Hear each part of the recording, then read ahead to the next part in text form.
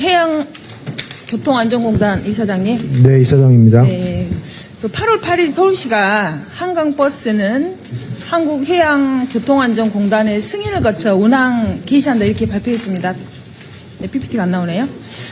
그래서 우리 해양교통안전공단에서 이렇게 한강버스 104호 선박안전검사 증서를 발급했습니다. 9월 16일. 네. 그런데 한강버스 104호가 18일 날 운행한 후에 9월 22일, 9월 26일, 9월 28일 세 번이나 고장이 났어요. 연이어서.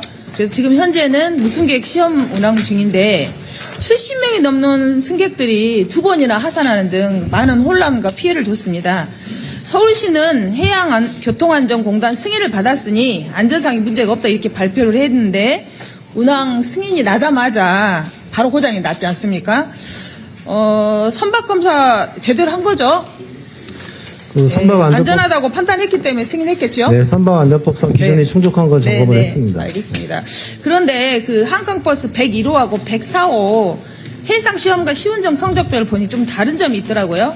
101호의 경우는 저기 PPT처럼 여러 시험 항목이 있고 예를 들어서 조종 성능이라든지 소음, 진동, 최고 속도 도달 시간 등등 이런 조종 성능과 승선 쾌적성까지 평가를 한 반면에 104호 같은 경우는 기본적인 조종 성능과 운전 성능 위주의 시운전만 시행을 했다라고요. 이렇게 고장이 많은 한강버스를 101호와 다르게 104호를 이렇게 무엇이 그렇게 바빠서 그렇게 급하게 승인을 한 것인지 시운전도 101호와 다르게 101호 같은 경우 6시간 10분을 했는데 104호는 4시간 정도 하셨고 이렇게 시험 항목도 축소한 것인지 서울시에서 급하게 좀 요구가 있었습니까? 그 두 선박에 있어서 법적으로 반드시 해야 되는 항목은 공통으로 했고요. 네. 그래서 저는 국민의 생명과 법적으로 문제가 없으니까 검사 필증을 했겠죠. 그런데 101호처럼 좀 더 철저한 심사가 이루어져야 되는 것이 아니냐라는 생각이 듭니다. 제대로 좀 더 철저하게 심사를 했으면 104호 같은 사고가 일어나지 않지 않겠냐, 이런 말씀을 드리는 거고요. 좀 더 철저하게, 검사를 해야 된다. 그리고 최초의 건조검사 같은 경우는 더더욱 꼼꼼하게 검증해야 된다고 이렇게 생각을 합니다. 혹시 건조검사 관련해서 체계적인 매뉴얼 같은 게 있어요? 저희는 이제 관련 지침도 있고요. 네. 그 공단 내에서 하이브리드 선박에 대한 표준화된 매뉴얼도 있습니까? 하이브리드 선박 같으면 주로 엔진에 관련된 전기 추진체에 관한 있는지만 말씀해 주세요. 있습니다. 네. 네. 그래서 저는 최초의 건조 검사는 우리 이제 국민들의 바로 생명과 안전과 직결된 문제니까 보다 철저하게 매뉴얼이 있다면 더 세부적으로, 그리고 하이브리드 선박에 대한 표준화된 매뉴얼이 없다면 더욱더 만들어가지고 제대로 검사해서 검사 범위나 절차, 체계적인 점검 방안을 좀 마련해 주시기를 부탁드리겠습니다. 네, 알겠습니다. 지금 의원님 말씀하신 대로. 네, 시간이 없어서요. 좀 이따가 말씀해 주시고요. 해양환경공단 이사장님. 예. 1995년 요수 소리도 시푸른소, 2007년 태안 앞바다 하베이 스트리트호 기억하시죠? 예. 해양 오염 사고는 국가와 국민, 해양 환경에 막대한 영향을 끼치고 있는 사고입니다. 예.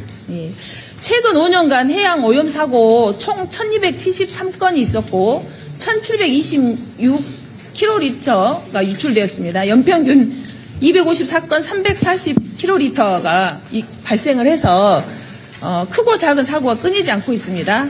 사고 원인을 봤더니 부주의가 429건, 해양사고가 425건, 파손이 325건 등등 이렇게 원인이 나뉘어져 있고 그중에 부주의가 전체 33.7%를 달하고 있더라고요. 예. 그래서 이제 공단이 보유하고 있는 장비를 봤더니 방제선이 56척, 방제보선이 14척, 유해수기가 240대가 있습니다. 그런데 공단은 2020년 9월 방제기 자재관리 운영 규정을 전부 개정해서 유해수기의 최대 사용과 교체 주기를 20년으로 했더라고요. 맞죠? 예. 그 공단이 보유하고 있는 유해수기 중에 요수의 15대, 제주 11대, 울산의 10대 등을 총 74대가 보유하고 있는데 그 전체 보유의 31%가 2004년 이전 이미 20년이 지난 장비입니다. 예.